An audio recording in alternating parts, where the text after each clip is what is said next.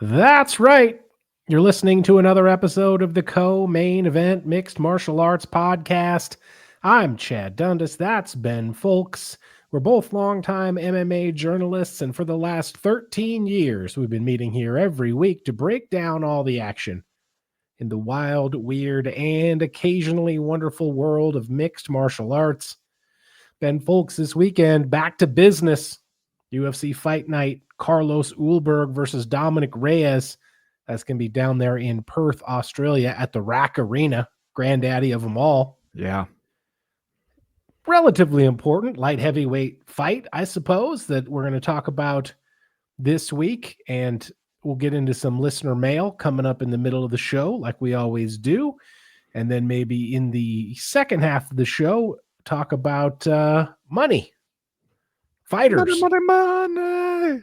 Starting to get some of that class action lawsuit money starting to hit the streets. So that's. Let me tell you, I heard about it, that the money was actually starting to come in now from the big homie Danny Downs, a longtime friend of the podcast, who he sent me a screenshot of the email telling him, like, all right, here you go. This is from this class action lawsuit. Below is the payment portal. You can fill out your information to get direct deposit or tell us your address. We'll send you a check. And, Danny Downs said, I opted to have him send me a check because I'm a romantic. Yeah. And I was just like, all right, hey, if you get that check, you ought to kind of do a Ricky Henderson and like make a photocopy of the check. Don't forget to cash it. Ricky forgot to cash his. Make a photocopy of the check and cash it, hang it on the wall. And he said, yeah, and then I could tell my kids, listen, if somebody exploits you long enough and then you wait long enough, eventually you will get some court-ordered recompense as a result of that. Maybe. All right, well, we're going to talk about that later on. First, though, we're going to talk about this fight night. Anything else you wanted to add? How you doing? What's going on over there? I don't know. I'm not sure how you mean that. You sound like you're demanding answers. In life. What are we on doing the damn thing all of a sudden? Nobody knows what that is. Just how are things going? Things are going pretty good. Okay, that's all you needed to say. I wanted to get things started, a little bit of chit chat. I didn't know how much you really had to say about Carlos Ulberg versus Dominic Reyes. So I thought, feels like a leading question. Feels like pick your brain a little bit. Feels like you're trying to do something. Feels like you're trying to work an angle over there. Well, if I was, I would have asked you. I would have said, explain yourself. If I was trying to get at something. And my stance, I refuse to explain myself to you, to anyone. Only God can judge me. That is, as the tattoo across my navel reads. This is some of that unscripted chemistry that this show has that the people like. It's just an easy back and forth. A lot of shows don't have this. A lot of shows can't deliver this, Mm-hmm. Yeah, some shows would fix this in post. Take it right out. No one would have to know about it. Not us. Shows would be like, hey, we're only 3.5 minutes in. We could just start over. We could just start clean. Not us, warts and all. People see the real deal here. That's how they know they can trust us. And trust us, they do. I think that's one thing that we really got going for us is a tremendous amount of listener trust. 13 years of building trust with the American people. When do we international audience scamming them though? When do we cash in with the scams? When do we drop CME coin or something? We do have a question coming up later on about magical amulets. So okay, all right. So maybe that time is now. See, I think there's got to be a lot of MMA adjacent companies who see the magical amulet company now coming in, got the UFC and WWE sponsorships and stuff, and be like, I never would have thought it, but if anything, I overestimated the intelligence of the audience. I should have gone with something way dumber. I was out here just going with like a Jesus didn't tap t-shirt, something like that, training mask, whatever. I was doing stuff like that. I should have been doing stuff that was just completely fictitious. Yeah. I should have been selling pet rocks to these people. I should have just been selling magic beans, pure vibes in a can, something like that. That's where you went wrong. The problem is you should just be selling something that is nothing. 1,000 failed MMA apparel companies with storage units full of hats. Just being like, what were we doing making these hats? We should have shined up some minerals and sold them to people as a tonic to cure what ails them. I don't know. I do wonder when affliction stopped being such a huge thing. Did the world supplier of kind of like bedazzling, did that industry take a hit? Because it did seem for a while there, like MMA alone between the years of like 2007 and 2012 was doing, I'm going to say 70 to 80% of the bedazzling being happening anywhere in the world. Jeans, Yeah. t-shirts, hats, you name it. We were just sparkling shit up, and then it just kind of fell off a cliff. I got to imagine there is some kind of bedazzling baron out there who just, it was like Cleaned up.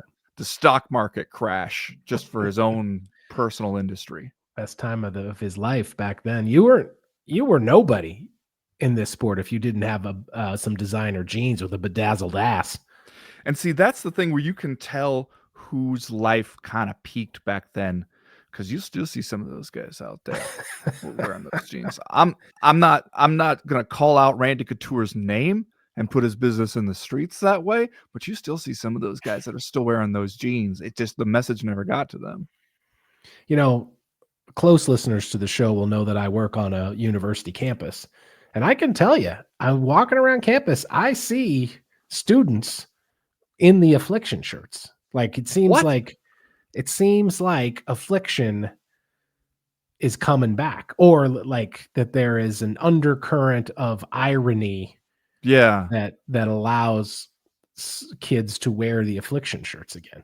That is, I mean, there's no way for you to not be weird about stopping somebody on campus and quizzing them about whether they're wearing it ironically or not, but I would like to know.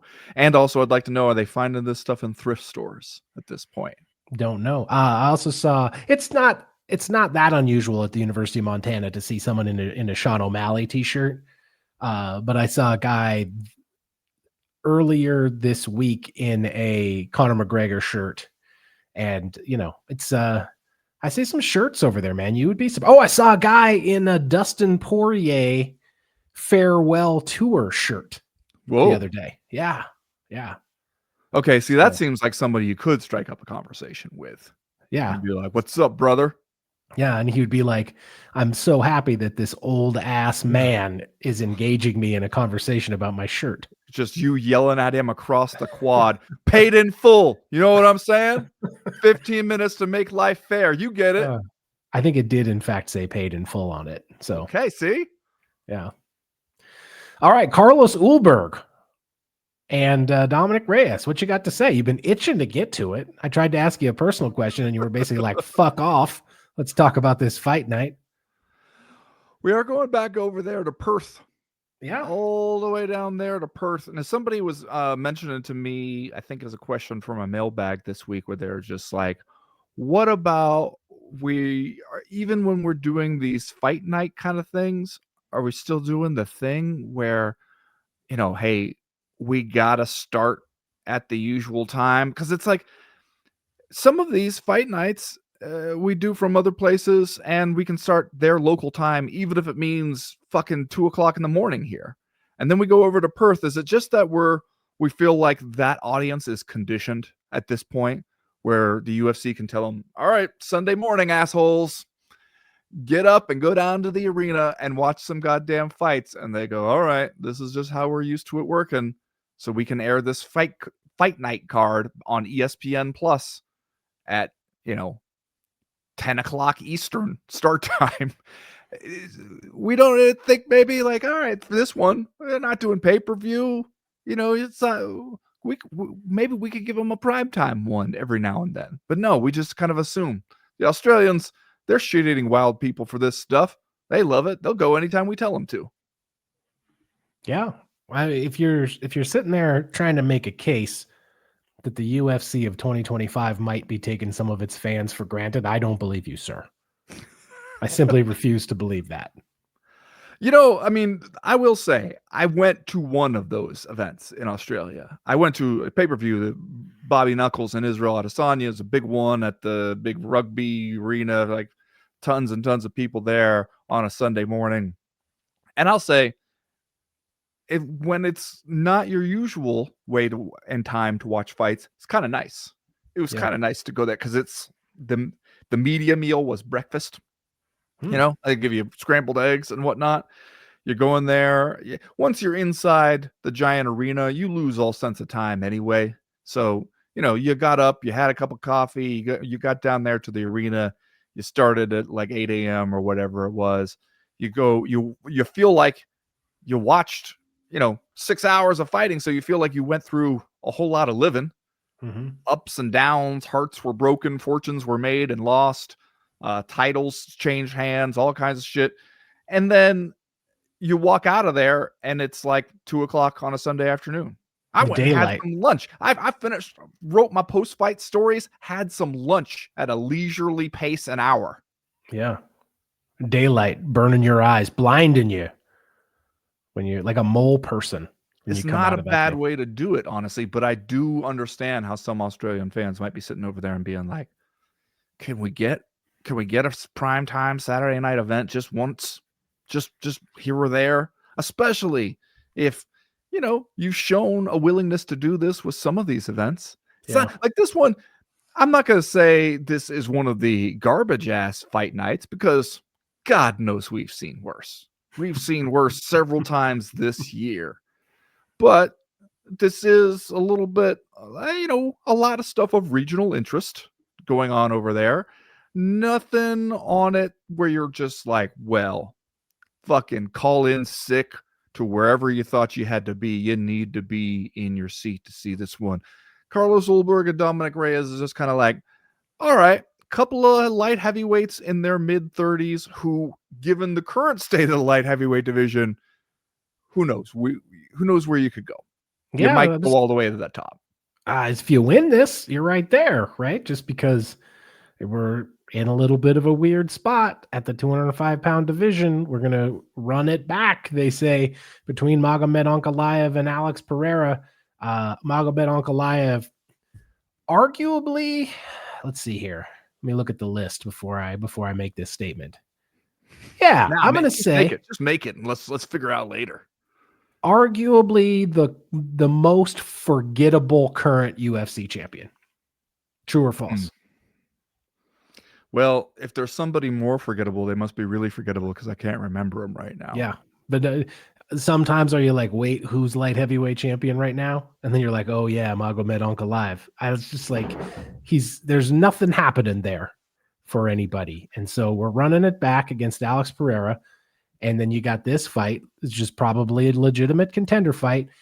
And other than that, other than your boy Carlos Ulberg, this is a junkyard. The top 15 at light heavyweight is a junkyard. And I don't, no disrespect to guys like Yuri Prochazka, who's, they're still in this game, but it's like Khalil Roundtree, Yanni Blackjacks, Jamal Hill, Alexander Rakic, Volkan Ozdemir is in the top 15, for God's sakes. Secret of the Ooze?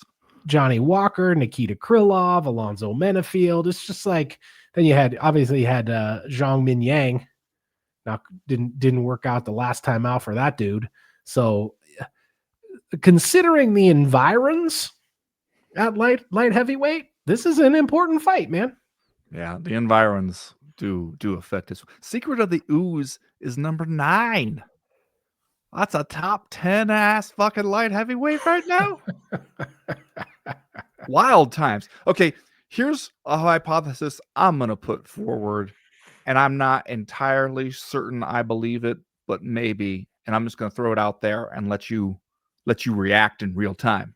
Okay. Yeah. Well, I already did this. I already threw one out about arguably the most forgettable champion on the UFC roster. And I think you're right. Yeah. So it's your turn now. Now I just gotta scan, make sure there's nobody that's so forgettable. No, I think that's right. This is a legit number one contender fight. ... if Carlos Ulberg wins. Yeah, I mean that's a fact, right? Because if Dominic Reyes wins, I mean honestly, like he's sitting in the top 10 right now. He's at number 7 on the UFC's rankings. He's won 3 fights in a row, but each one has kind of come with maybe this dude's not completely in the grave and buried just yet as for his UFC career. Because there was a time when we thought Dominic Reyes came real close to beating John Jones on the scorecards. And then people looked at what happened to Dominic Reyes and his career kind of after that, and they went, LOL, can you believe that this dude was almost light heavyweight champion? You know, he lost 3 in a row after that loss to John Jones, which is at least like questionable, but those were all stoppages. And so people went, done. That dude is done. Then he gets a KO of Dustin Jacoby, not exactly a star-making victory just on its own. Beats the aged and on his way into retirement version of Anthony Smith. Again, you can kind of go, that might be more a reflection of the state of the division than anything about like his resurgence. And beats Nikita Krylov, who just sort of like was like, I'm just going to leap in after this guy and see what happens. And turns out what happens is you get knocked the fuck out. And I feel like people kind of got excited a little bit there. They're like, because on paper, it does look like 3 fights in a row. Dominic Reyes is back, baby. But I do feel like if he were to come in here and beat Carlos Ulberg, that would by far be the biggest win that he's had since, you know, and it would also, I think, make people more likely to go, man, light heavyweight is just a bunch of guys swimming in the post John Jones wake at this point. And, you know, fine, if we can't think of anything better to do after Alex Pereira and Magomed Ankalaev do it again, brother, then I guess we'll just look for the next man up. I feel like Carlos Ulberg is somebody people might be able to get excited about. Dominic Reyes a little less so at this point. As I would describe Dominic Reyes as newly resurgent. Okay. Right? That's how I would describe him. I saw somebody, I can't remember who it was. I saw somebody on Twitter over the weekend. It might have been the Grabaka Hitman being like, I'm just going to enjoy the fact that Dominic Cruz is back in this position without troubling myself having to ask about what a win over Anthony Smith means at this point. And, you know, that might be the way to go here. It's just enjoy that we've got Dominic Reyes back in our lives in this position, and maybe secretly hope Carlos Ulberg wins, just because I agree with you that that's probably the best thing for the division at this point. I do want to note that if you go to Dominic Reyes's Wikipedia page, it asks, you know, if you're here by mistake and in fact looking for Dominic Reyes, the magician. He is an English professional sleight of hand magician. Mm-hmm. He is noted for creating the routine ninja coins, where a Chinese-style coin magically transforms into any coin that it touches. It also notes his clients, interesting word, especially because of what follows, have included Queen Elizabeth II, Sony, Volvo, BMW, the British Board of Film Classification, and the Royal Navy. They are clients of the magician, or are you saying he did a magic show for him once? You know? Name another kind of magician. Other than sleight of hand? Yeah. Whatever it is that Chris Angel does, where he's just like in ice for a week or two. That is not sleight of hand, right? Do you think that would be escapologist? Or do you think it would be illusionist? Yeah, that seems more, well, shit, I don't fucking know.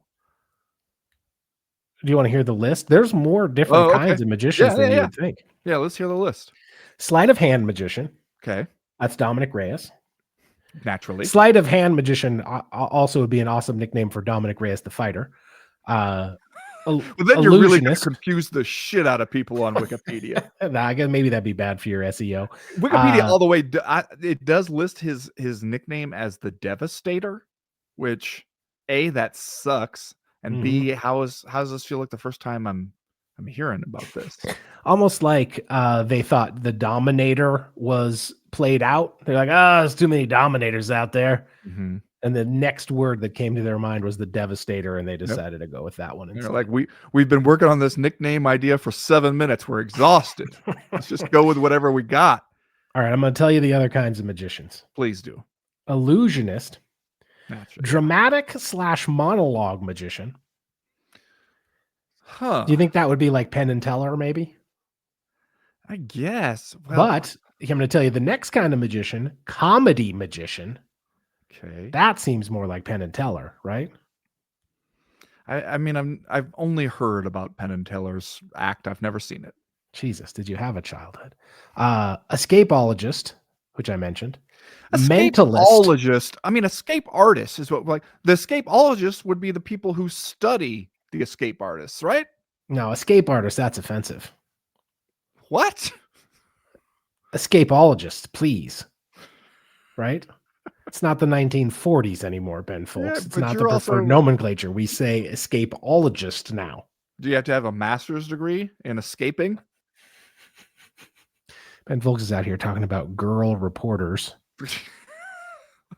Escapologist, if you please. Black art illusionist. So that's like evil. We're Yeah, you doing don't- evil art at that You point. don't want to run afoul of a black art illusionist. Mechanical magician. Like they make you Animal think your car's falling apart? animal magician. Oh, okay. Pantomime versus patter magician. Quick change magician. Technology magician. How's my- that different from mechanical? My personal favorite, spiritualist. Oh man, the spiritualists would be so fucking mad to find themselves on a list like this. Like, don't they they think their shit is real, right?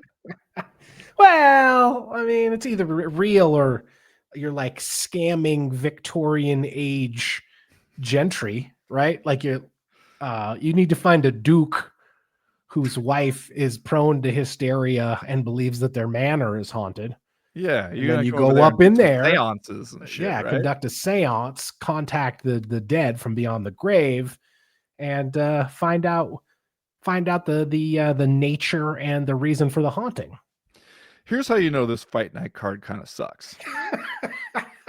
We've been talking about this shit for like 6-7 minutes now, and I'm way more interested in this conversation that we're having right now about the different types of magicians.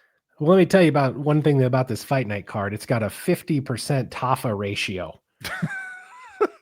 Because you got Justin Taffa on the card. You were supposed to have Junior Taffa, but he sustained an injury, so they had to call off his fight.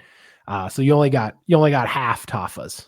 Well, that's kind of what you got to do, though, right? Is you need to have both Taffas on call in order to ensure that you get at least one Taffa on fight night. Because we've seen it before, where sometimes you make it right till the event's almost about to happen, and you lose one Taffa. That's when you need to call in your backup Taffa.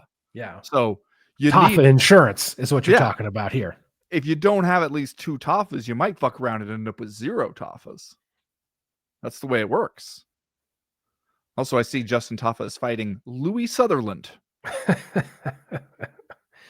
That's got to be an Australian, right? That's the most Australian name I've ever heard. Louis Sutherland. That again feels like one of the fake names I would come up with trying to trick you into thinking that there's a fight happening that is not actually happening. Louis Sutherland goes by the Vanilla Gorilla, which I'm sorry, that's been taken. Yeah. My man's looking fighting at out of England. Yeah, he's English. I was just gonna say, the Vanilla Gorilla moniker doesn't seem completely off base. Looking at his Tapology photo, The photo does seem like it captures him in a certain state. it's Vanilla Gorilla-esque. I would describe it. This man has a loss on his record to Slim Trabelsi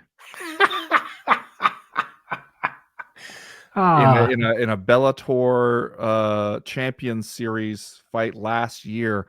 I mean, I'm just saying, damn man, you want to sound like a guy who could have fought like Gunboat Smith right after Jack Dempsey beat him up at like a fairgrounds in Colorado. Like Slim Trabelsi is a good way to start. I love it.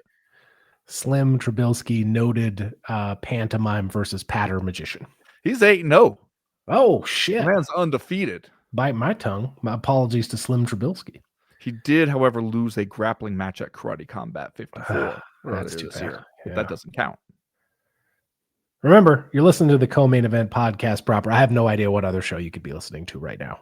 It's like, if you're confused about what show you're listening to, yeah, don't be.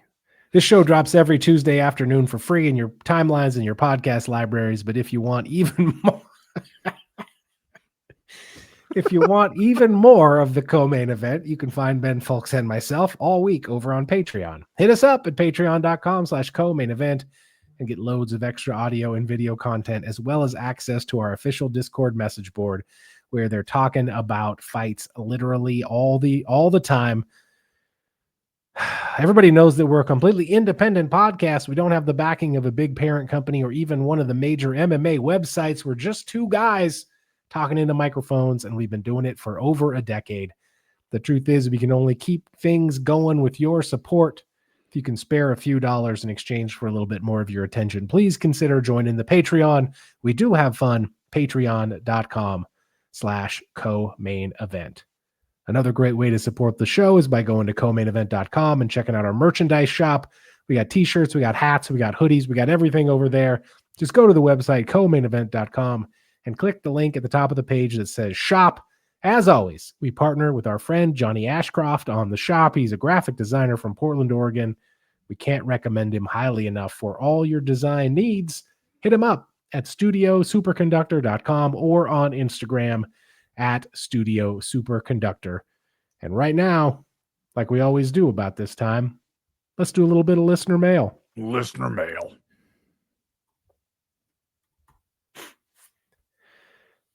First piece of listener mail this week comes to us from our guy, Ryan Robinson, over on Patreon.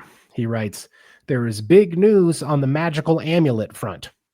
Ares Tech, official supplier of magical amulets to the UFC, has signed a deal with the WWE that is, quote, a momentous new partnership aimed at bolstering the personal performance regimens of WWE superstars. We are excited to expand TKO's partnership with Ares Tech to include WWE, said Grant Norris Jones, Executive Vice President and Head of Global Partnerships for TKO. Ares' attention to detail on innovation coupled with health and wellness practices aligns with WWE's approach to safety for its athletes.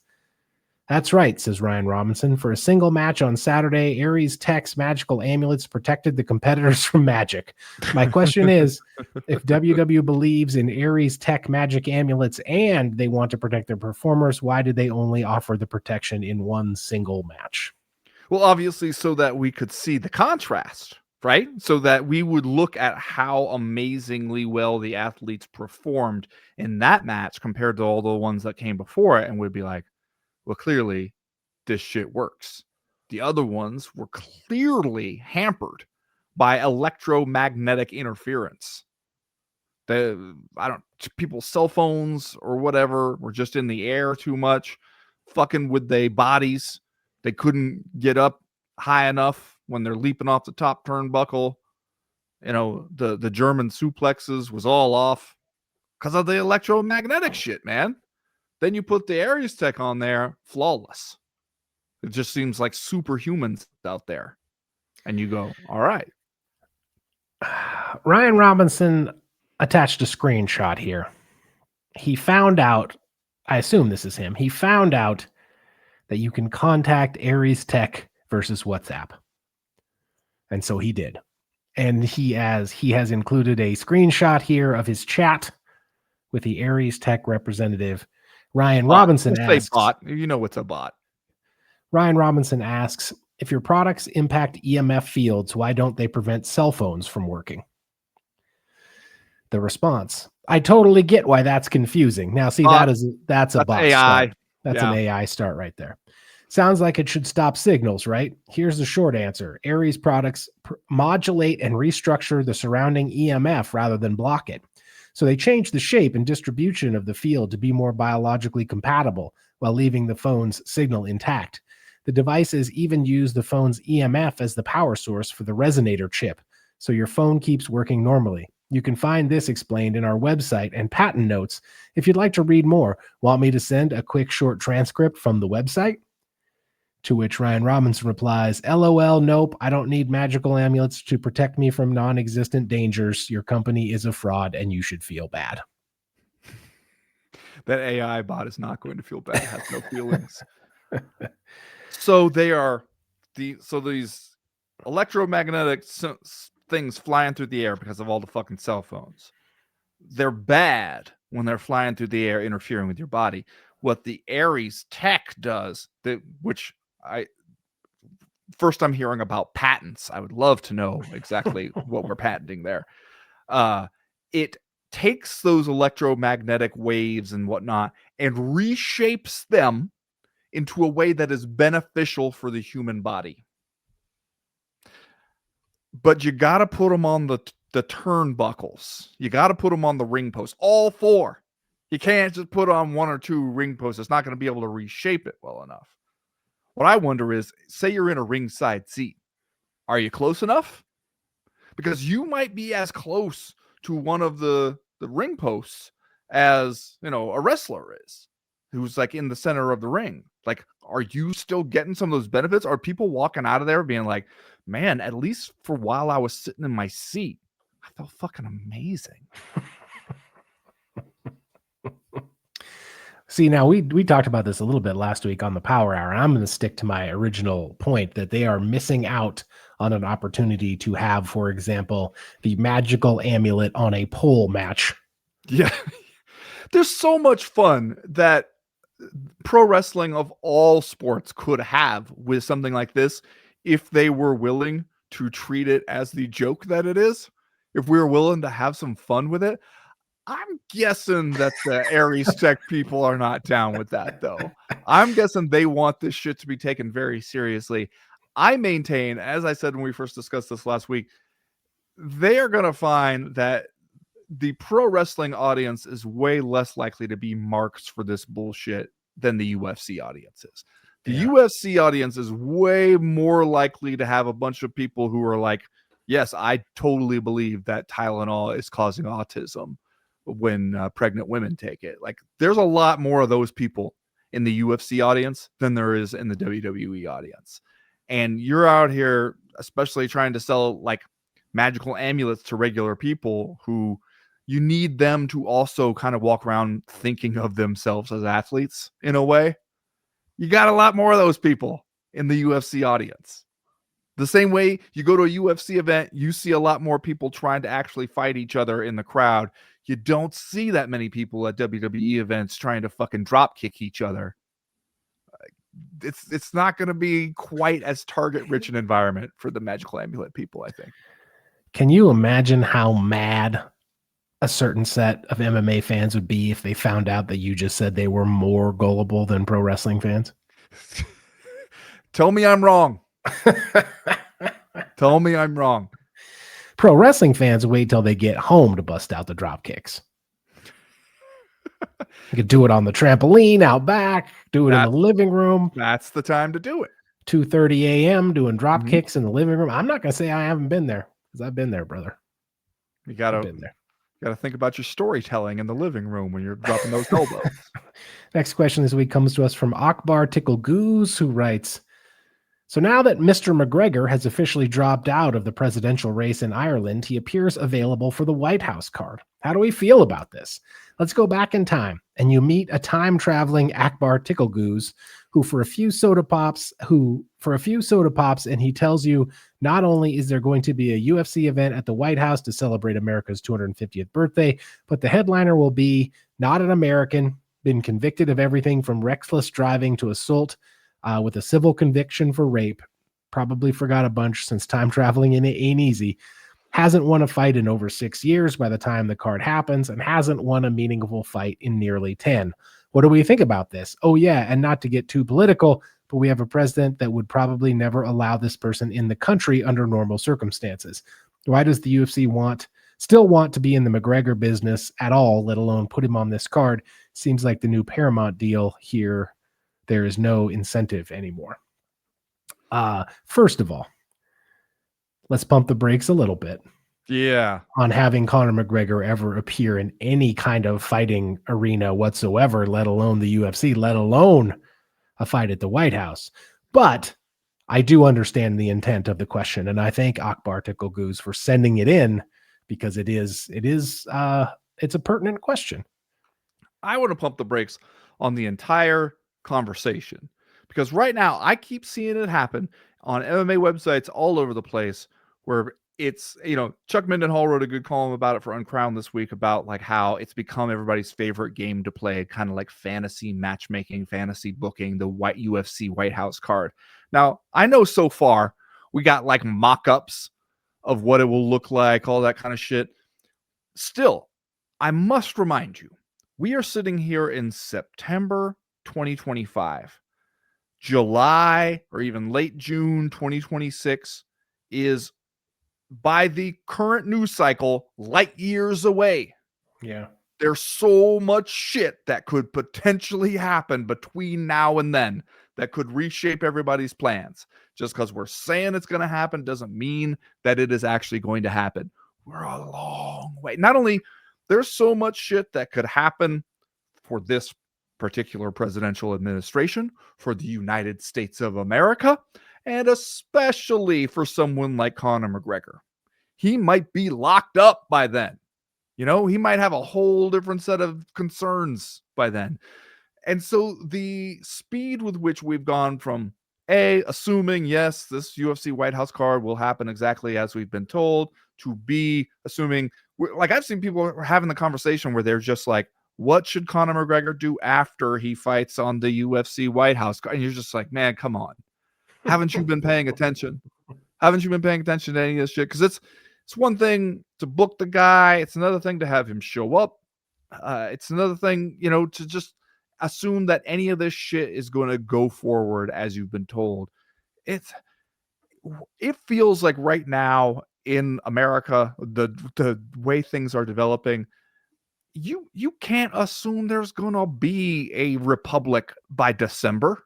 That's reckless of you. We're taking it one day at a time right now. And so I understand we want to do UFC bread and circuses on the 4th of July or thereabouts. But I also think that there's a lot of different things that could change between now and then. And you might, even if you were intending to put Conor McGregor in a fight like that, you might put him in a training camp and find out he shatters like glass the moment he starts to try to get back, tries to get off the dance floor, out of the nightclub and into a real training camp. I don't think he can withstand the rigors anymore. I think that he's left his best stuff over there on the yachts of Ibiza. Conor McGregor's bones are 100% cocaine at this point. You touch him, he just turns to dust. And then you put that dust in a bag, man, that's a windfall for you, financial windfall. Next question this week comes to us from Artie Bucco. Is Artie Bucco the guy on The Sopranos who owned the restaurant? Yeah. Is that who Artie Bucco is? Artie Bucco. What's the name of the restaurant? Vesuvius? Vesuvio? Something like that. Tony burned it down. Spoiler alert. I think Tony burned it down, right? Yeah, and then Artie shows up with a hunting rifle, all mad about it. Yeah. Artie Bucco writes, big news alert. Melvin Gillard retired over the weekend. That's how I learned he had still been fighting this whole time. Apparently, he got his first win since 2014, which ended a losing streak that began with a split decision loss to Justin freaking Gaethje back when PFL was called WSOF and extended across the next 12 fights. I'm begging you to go look up some of the names included in that streak because it is a range. Anyway, he knocked out a dude who was 3-1 and then called it quits immediately. Is that what he had been waiting for this whole time? Just one win? Is this proof that sometimes the quote, I don't want to go out like that reasoning actually works, kind of? I mean, clearly, yes, he was waiting to get that win so he could walk away, right? That's a long time to be still doing it. I will say, man, if you go and you look at this losing streak, for one thing, it does include a no contest that was overturned. It was originally a KO win for Melvin overturned after he tested positive for a banned substance against the caveman Dave Rickles. Remember him? Yeah, yes, just barely, but I do. You know who else is a part of this streak? Takanori Gomi at Ryzen 11 or Risen 11. Remember, we finally learned how to pronounce that in 2018. Israel Adesanya. What? He was TKO'd by Israel Adesanya at Australian FC 20 in 2017. Are you fucking kidding me? See, that's why I always say never take an MMA fight. Just never get into one. Because you might have to fight. Yeah. You might be like, I don't know, Australian kid doesn't have much experience. I guess go down there and probably be fine. Then you show up and it's fucking Israel Adesanya. Yeah, I think, this is a crazy range, but also it is wild to just, like, we always hear it from fighters where they're telling about, like, I don't want to go out like that. I don't want to. And we're like, yeah, but if you win one, then you're going to think that you don't need to go out at all. And it's just going to keep going on and on and on. Here's a losing streak that stretched on from 2014 to 2025. He did take several years off, it seemed. He fought 2019, lost a decision to Terry House Jr. In Hammond, Indiana at the United Combat League 32, then didn't fight again until this year in May when he got submitted in the Ohio Combat League.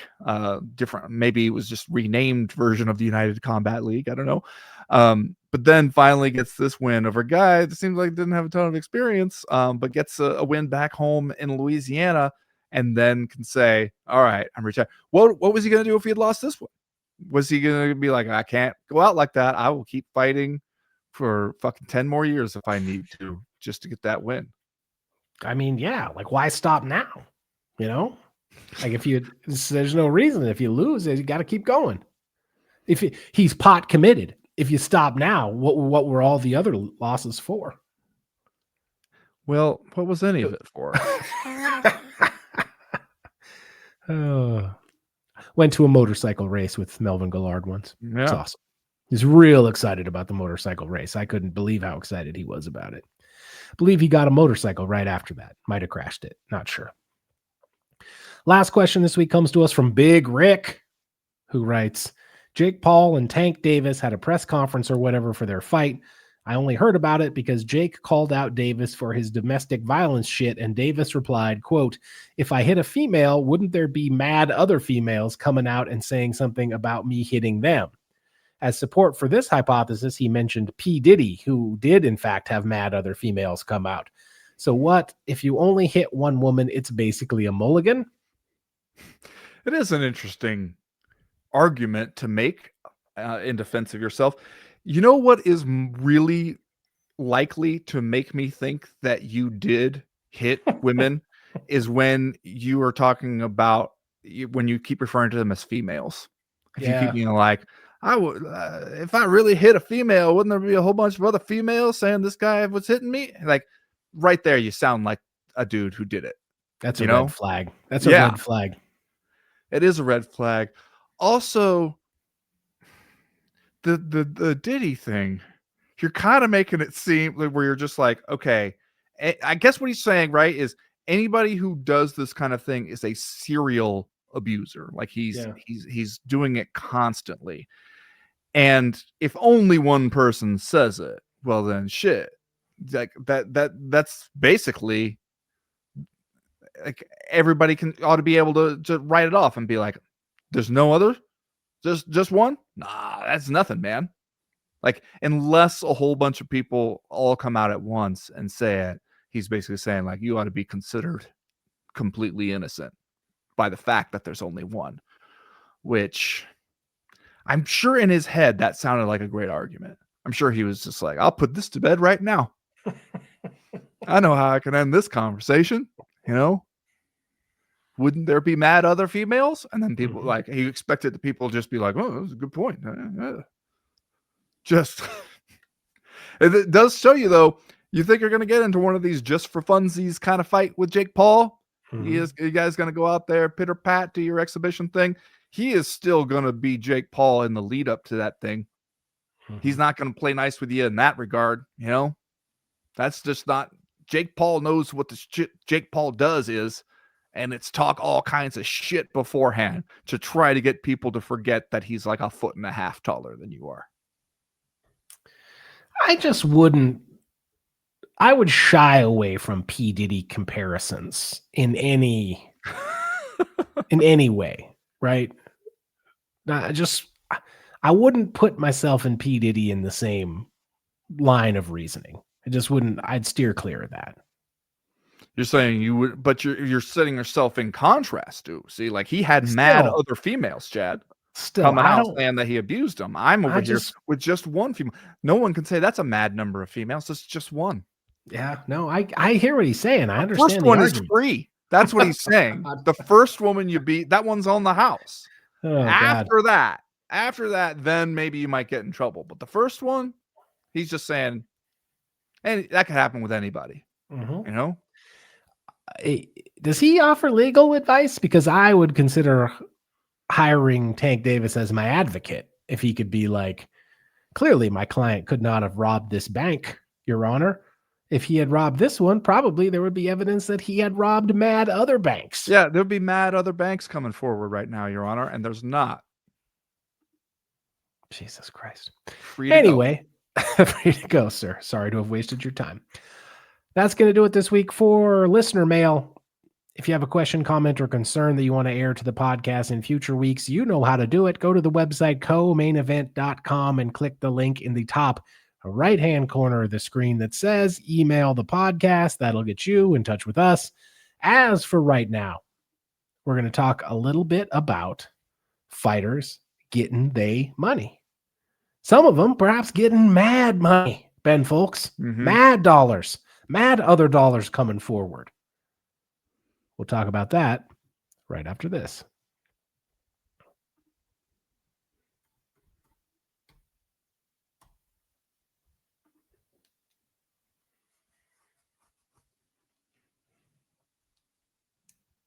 So Danny Downs reached out to you and said, just wanted to let you know I'm getting my money. I got my money. The check's in the mail. How did this happen? Well, yeah, me and Danny Downs, we talk.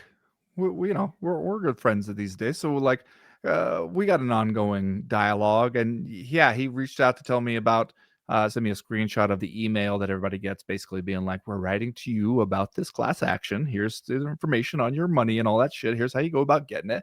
And I was telling him, I think once when he mentioned it to me, I was like, let me know when the money actually starts showing up, because I want to write something on it. And I got a story that should be out here soon about it. And so, and I then went around and talked to a few other people about how much they're getting, what plans they have for that kind of money, all that kind of shit. I do think it is worth noting there's a big range, and some of these people are getting really a ton of fucking money, and other people are getting pretty good chunks of money. Because especially like Danny's a good example where it's like he fought twice in the UFC. He was a guy who came over from the WEC, and Danny Downs too smart to stick around in MMA for that long. So was a young man, fought twice in the UFC, lost those fights, coming away with, he said, around $33,000 as a payment here, which is not bad. To give you an idea, though, of how you could tell that Danny was always too smart to stick around in MMA for long, he was like, we would all talk ourselves into thinking we were going to get a performance bonus, get a knockout of the night bonus back when that was still a thing. And fight week, you'd kind of find yourself sitting around going, what will I do with my $50,000 when I inevitably win the knockout of the night? And he was like, even back then, I was, not exactly thinking of anything fun or extravagant. I was like, I'll pay off my student loans. He's like, now my student loans are paid off, I'm going to put it into the kids' 529 college savings fund, which I was surprised. I talked to several different fighters about what they plan to do with their money. There were several of them who were like, that's what I'll do. I'll put it in, I've got college funds for my kids. I'll put it in that kind of thing. This is from the John Nash article that we ran on Uncrowned a couple weeks ago, where he says, talking about basically, this is what I heard from the fighters too, where the way you calculate your pay is that your gross pay from the UFC, you get 32.7% of that plus an additional $14,179 per fight you had in the UFC. Remember, that's during the class action period that begins in like early 2010. And so there are some people who I talked to who were there like I talked to the big homie Chris Lieben, who he had 22 UFC fights. I believe only 8 of them were covered in the class action period. And, that's a lot of them find themselves kind of dwelling on that. But here's what Nash wrote. The projected average payout is $230,000, 790 or $230,792 with a median of $85,949. The smallest payment for a fighter with a single $6,000 bout is expected to be $16,122. On the other end of the spectrum, the highest payment will be $10.3 million.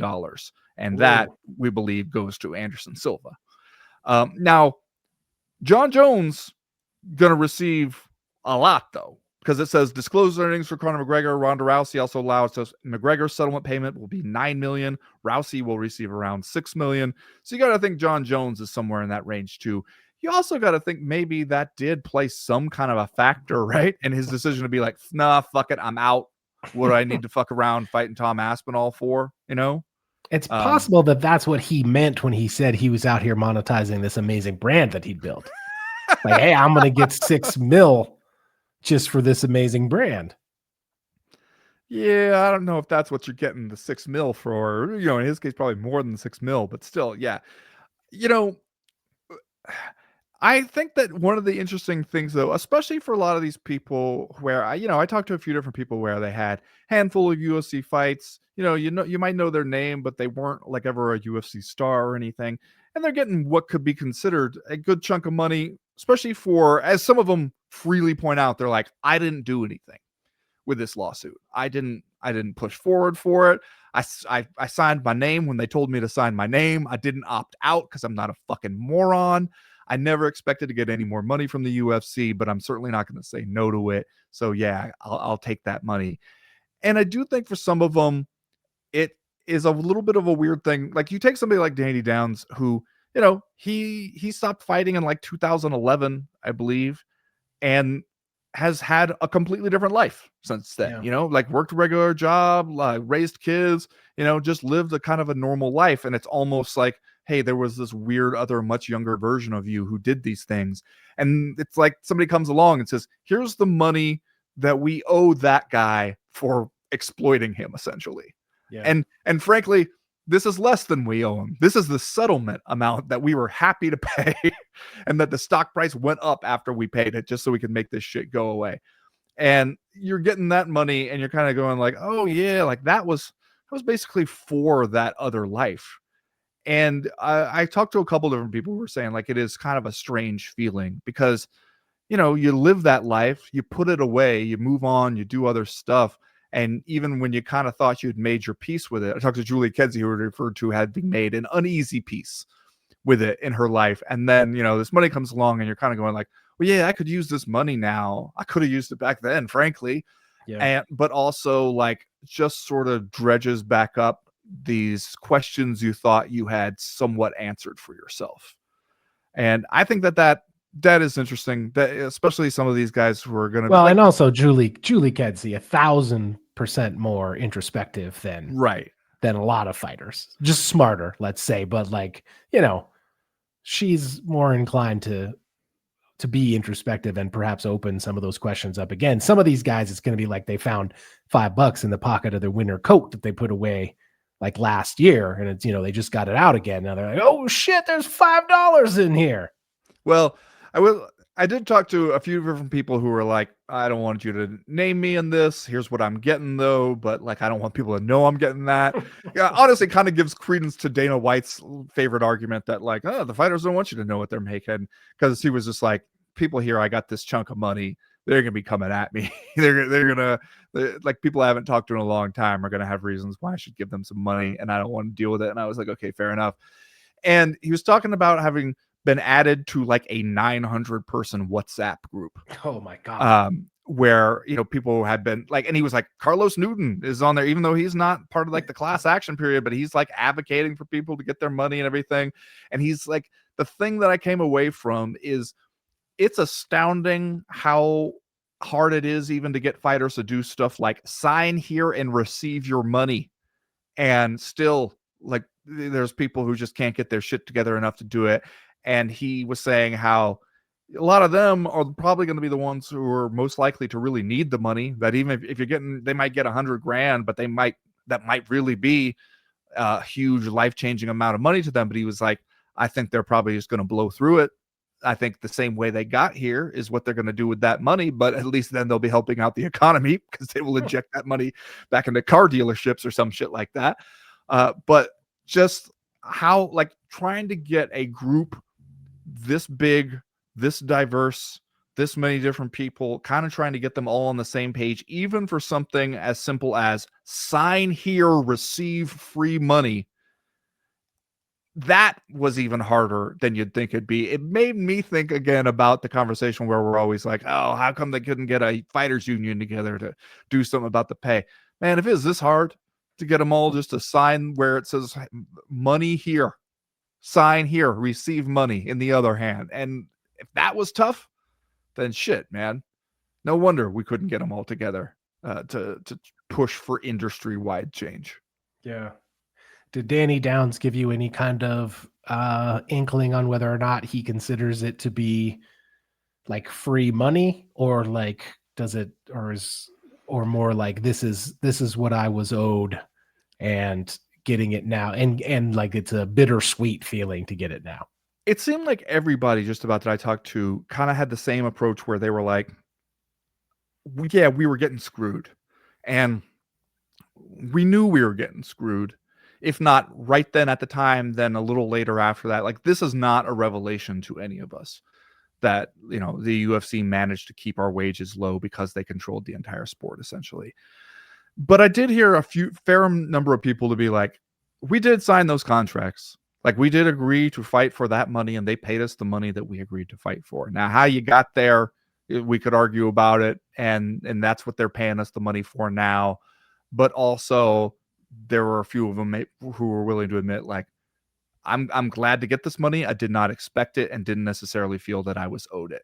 And there were a few different people to be like, I won't say I don't feel screwed over by people who I encountered during my time in the fight business, but the UFC is not at the top of the list. I heard sentiments like that a few different times. Man, if you got screwed worse than the UFC screwed you, that's really something. Okay, I did want to mention, though, something I just saw. As long as we're talking about money, now this is a little bit of a different angle, a little bit of a different swerve, but we do, I think, have to touch on this before we go. I'm seeing this from MMA Fighting. ESPN prices increasing again in October to $12.99 per month ahead of split with the UFC at the end of 2025.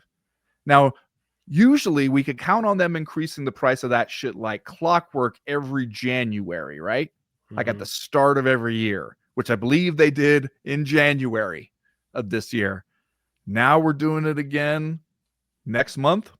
Are we trying, like, is this timed for the UFC departure? Because we're like, there's still a few months less of this UFC. We paid for it up front. Let's squeeze these motherfuckers for every last cent we're going to get out of them. Yeah.